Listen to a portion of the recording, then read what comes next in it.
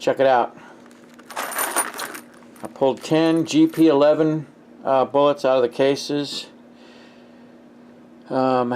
because I know not just me but other people have wondered, damn, if you could get some of those projectiles, I'd be curious to see how they'd work out of like a 30-06 or a 308 or something, right?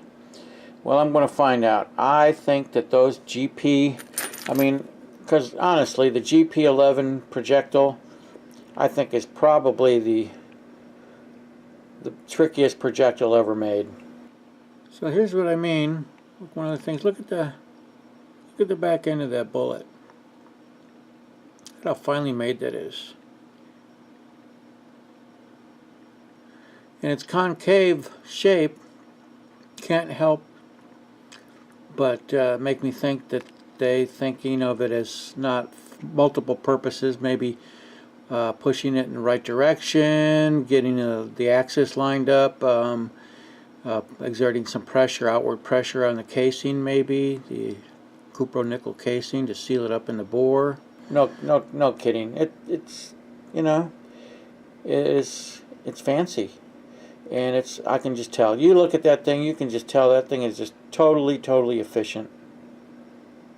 But so anyways, I think that those projectiles need to get matched up with my Grunig, 30-06 Grunig.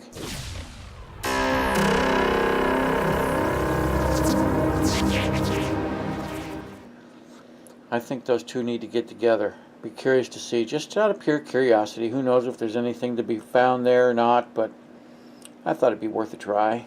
And then of course I got 10 unused GP11 cases, factory ones, that I'll take and I'll trim them, resize them, and shoot them. Don't even need to prime them. And then here's something else. After unloading these things, I come to find out that the powder charge in these is 49 to 49.5 grains of powder, probably closer to the 49 grain end of it. And so I wanted to give you just a little look here of what the powder looks like. It's a cylindrical cut, it looks like.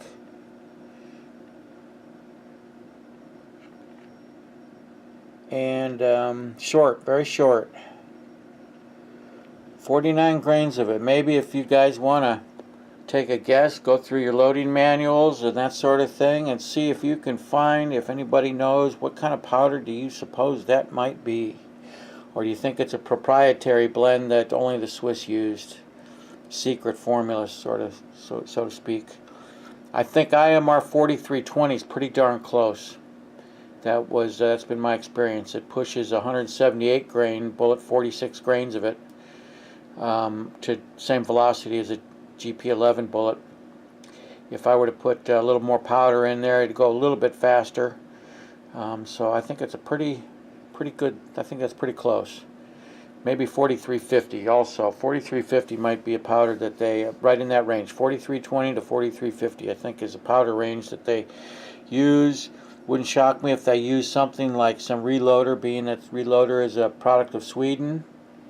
So maybe, I don't know, just some thoughts. Anyways, well then, I figured as long as we're at it, let's do a little bullet talk. It's bullet talk.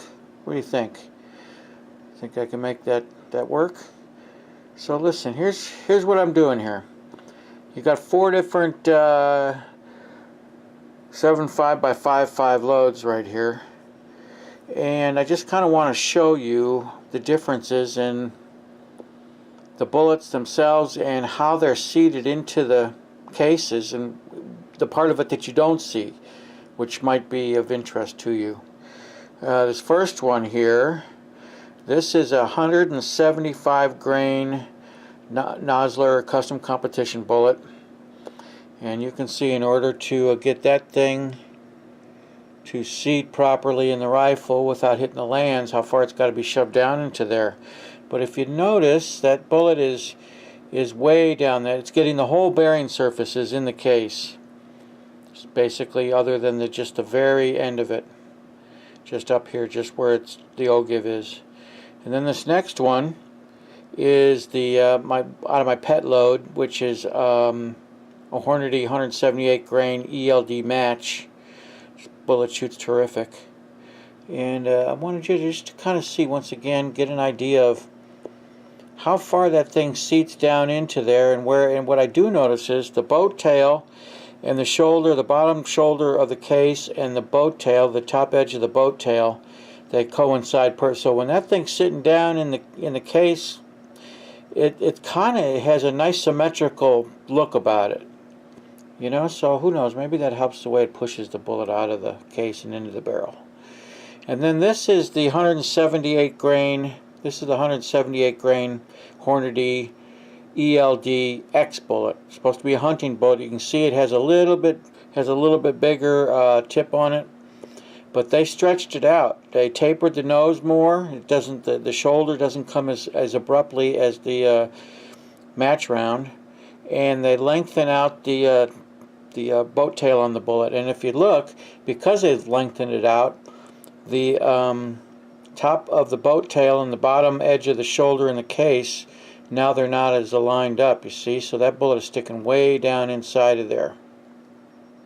So that's something to consider. Now, I think I'm going to have to give these guys another good go for all by themselves, because in my last shoot, I was shooting into a congested target. It had a bunch of holes in it already, so it was hard to tell exactly which ones were which. Anyways, and then of course, lastly here, what we got is the GP11 bullet and its projectile. And so what you're going to see here is, you see how much less they have to stick down into the case. See that? And think about this, because the front tip on the bullet is only 302 thousandths. This bullet can be put further into the barrel, meaning that although the throat on the rifle is the same, because of the lesser diameter and the less abrupt edge for the ogive, this bullet can be shoved into the barrel way further before it meets the lands. And then of course, because of that, they stretch it all out, and if you see, they put a really long boat tail on it, and only a little bit of the bearing surface is in contact with the case itself. You see that? But think about this too, in the process of them being able to do that, as compared to this, they're freeing up quite a bit of volume of this case here, so that their powder charge is not going into more or less a compressed stage. It has normal free volume in there of what normally you would want to see when you're reloading. And also, which I'm sure decreases its initial pressures upon firing, and of course the slender front end of the bullet, that enters the barrel easily compared to a 308. But you see, because we have a 308 ogive as opposed to a 302 ogive, that has to be shoved way down in there, way further down into the case, in order before it won't meet the lands, and that's why. So because of that, the way the bullets are made, and the GP11 having its dimensional differences, this bullet here, all of the commercial bullets, all three of these commercial bullets, they're loaded. It depends somewhat on the K31 that they're in and how worn or the barrel isn't worn at the throat, but these all are in probably in the 25 thousandths to maybe 50 thousandths from the rifling clearance, but I think probably more like 25 thousandths on them. That's usually where I see them, about 25 thousandths off the lands. Now, the way this one is, once again, another one of those things. This bullet is well over 100 thousandths away from the K31 rifling. See, so that's another advantage that this bullet shows. That's another advantage that this bullet shows, because it still has the quite a bit of free play, which you'd want for a military rifle generally, not for a match rifle, of course, but for military purposes, you want some free play between the ogive of the bullet and the barrel. It helps reduce spike pressures on when you light it off. But at any rate, so these guys, these Swiss, they just ingenious the way they just thought of all this stuff through, isn't it? But yeah, this bullet still remains. This is about got the same free play as like most U.S. military rifles, 30 calibers, 308s, or 30-06. But now look at these bullets here. Look at each one, and look at how they're shaped. Look at their shape, and you tell me which one to you looks like it is the most efficient bullet going through the air. Now, because although normally when you slender up a bullet like this here, you stretch it out and slender it up, you probably increase your sectional density, but I think you lose a little stability control, like a rudder on a boat or a wing on an airplane. You know, you got to have more control. More control means more drag, and less control means less drag. But if you look at this, the ingenious part of this is because the front of the bullet is 302 and the back of the bullet behind the chandler is 307, that slightly larger back end, I believe, acts as a rudder to keep the bullet and keep it so that it goes to sleep out of the barrel very quickly. Go to sleep. You've heard the term bullets going to sleep. What exactly does that mean? I should talk about that sometime, I think. Anyways, just some stuff I thought I'd want to share with you. I'm going to put these GP11 bullets into some 30-06 cases and fire them out of my Gruning. Well, I suppose some people might consider this bullet nirvana. This is what you get when you mate a GP11 with a 30-06. That's right, those are 174 grain GP11 projectiles in those 30-06 cases. That's what little experiment I want to try, just to kind of see how they'll shoot, velocities, that sort of thing. I'm using it. It's in Lake City match brass. Looks like 1967 vintage, and good brass, of course. Got 10 rounds here.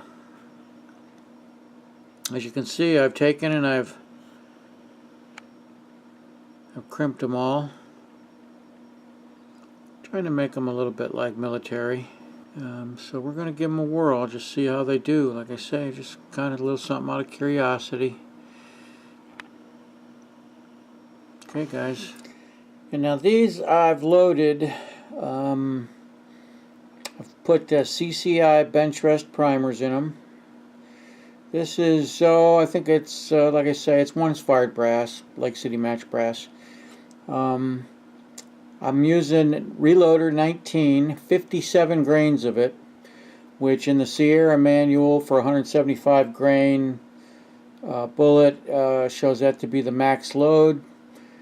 I'm not worried about that. I'm shooting it out of my Grunig, and I don't think you could put enough powder in the case to damage the rifle.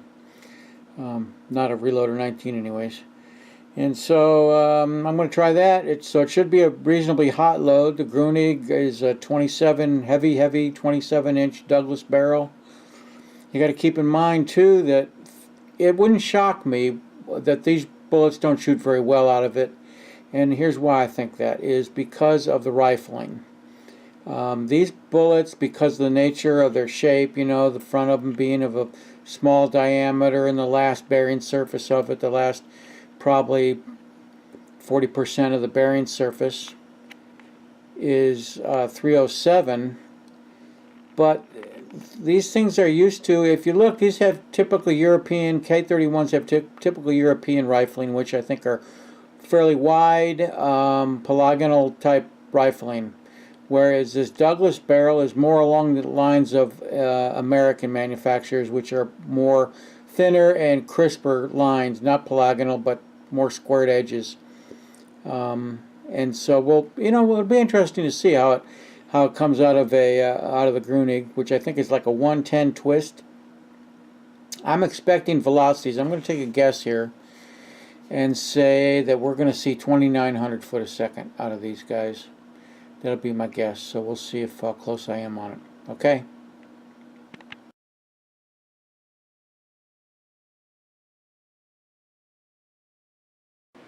Okay guys, here's just a quick little video that I'm going to do, and show you what my final solution is for decapping Cape 31 GP11 brass.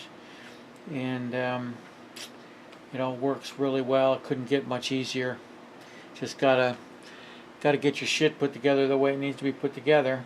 And so first off, this is how I've decided to do it. They used to give you this goofy little tool. Here's the tool you come with, that it comes with, right? Got that little bit on it there. Goofy little thing for grabbing the case and snatching the old primer out of the primer pocket. And then they gave you this tool here, which you were supposed to hold the case with while you put this thing on it and latched it, but in the process of doing that, what it would do is it would bend the throat. See that? It would bend it because you're pulling on it. And so one of my YouTube viewers was kind enough to send in a suggestion, which I thought was a good idea, which I think it is.